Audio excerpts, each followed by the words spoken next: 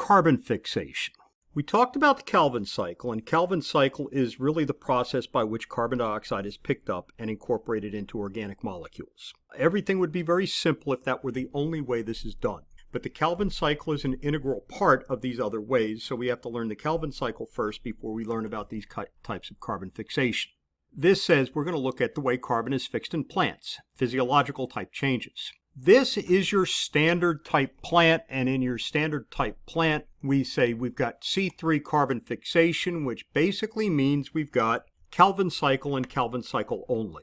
In here, carbon dioxide goes through the stomata, we get oxygen and water coming out. And on the inside, there will be changes that will make for carbon fixation in here. There are a couple of other different mechanisms that we've got here that are important as far as carbon fixation goes. When we think of C3, we're thinking about regular plants, and when we think about regular plants, we think about regular temperatures and regular day length, and we talk about regular amounts of water, and we got regular plants.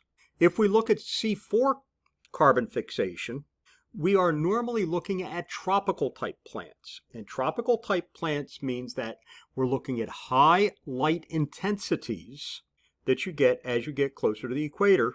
And these high light intensities actually allow the process to become much more efficient. In this case, it says the process starts out with pyruvic acid. Again, pyruvic acid is a product out of glycolysis. This occurs in a part called the bundle sheath. Now, what happens is the bundle sheath is right next to the mesophyll, and the pyruvic acid gets moved out of the bundle sheath cell, and there's an enzyme called pyruvic phosphate dikinase, which adds ATP to it. We invest energy to get energy out, and this is going to give us phosphoenol pyruvate, which is abbreviated PEP. At this point, carbon dioxide in the mesophyll cell comes in contact with water and gives us bicarbonate.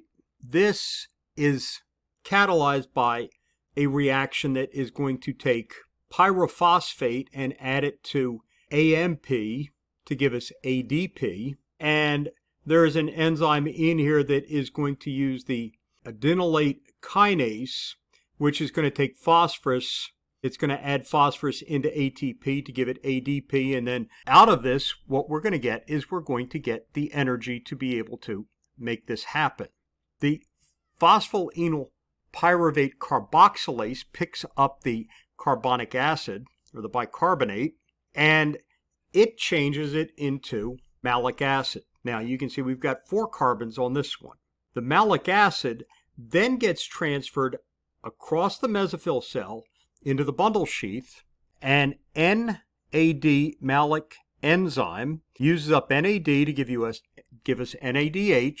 It's going to take in phosphorus, and as it does that, it's going to release carbon dioxide, which is going to go into the Calvin cycle. The product that's formed out of it is pyruvic acid. Now, what this has really done is this has created a way that carbon dioxide gets shunted into the bundle sheath so that we've got it for the Calvin cycle. If you think about this, this is like creating an assembly line where the parts come to a certain spot where things happen.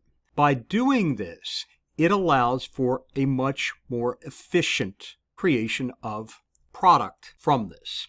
This shows us a corn plant on the right-hand side, a regular plant on the left-hand side. The corn plant, you can see in the center here, it looks like we've got a tube within a tube, and these large cells around the outside that have these chloroplasts, which are stained purple, are actually the bundle sheath. What they do is they trap the carbon dioxide inside, making for a much more productive use of carbon dioxide.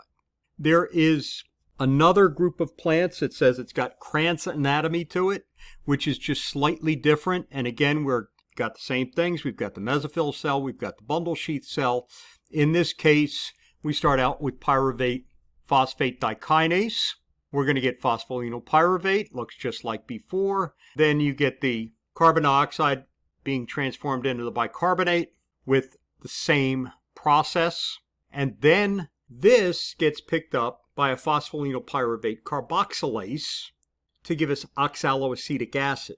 Oxaloacetic acid is part of the Krebs cycle. This gets changed with malate dehydrogenase to create malic acid, which then goes back across the membrane. We have malic enzyme that is going to release the carbon dioxide off of this. Carbon dioxide goes into the Calvin cycle, and we regenerate pyruvic acid. A little bit different step. It's a little bit different as far as the way things go, but it is essentially the same sort of format. We've also got what we call CAM fixation. CAM stands for crassulacean acid metabolism.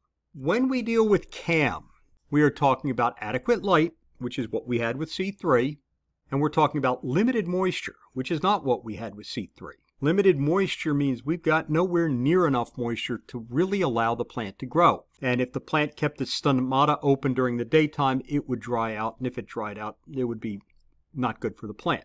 So what happens here is, in the nighttime, the stomata open. And when the stomata open at night, the chloroplast on this side is taking glucose and creating phospholynyl pyruvate out of it. And as it does that, bicarbonate is created from the carbon dioxide. It gets picked up with the phospholynyl pyruvate carboxylase. We remove a phosphorus from that. That gives us oxaloacetate again. The oxaloacetate is modified using NAD malic dehydrogenase to give us malic enzyme. The malic enzyme is then stored inside of a vacuole where it will be stored until it is needed. So this is really a stepwise process, but unlike what we had in C4, this is really not totally efficient because in this we have the use of glucose to make the phospholynyl pyruvate, but then we're storing everything inside of a vacuole, which means we've got a closed system, so to speak. During the daytime, light comes up, and in the daytime the stomata close, but we've now got light to be able to act on the chloroplast to give us ATP out of that. The vacuole starts out by letting out the malic acid, which then takes in the NADP malic enzyme to give us oxaloacetate, which is transformed using malic acid, where it's going to release pyruvic acid, and it's going to release carbon dioxide. And as it does that, the carbon dioxide goes into the Calvin cycle in the chloroplast. We've added in a few extra steps because we're really picking up carbon dioxide at night. Now, is this more efficient? No, this is less efficient. This is less efficient than something like C3 metabolism. So therefore, CAM metabolism, or crassulacean acid metabolism, is not nearly as efficient as C3. Why do we have it then? Well, basically, these are for plants that live in dry environments. When you think of cactus, you think of a saguaro cactus area. You think of pineapple. Pineapple has CAM metabolism.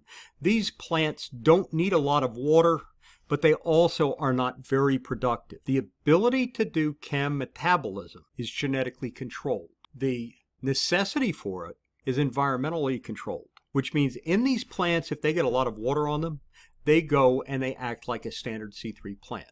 If water becomes scarce, they act as a CAM plant.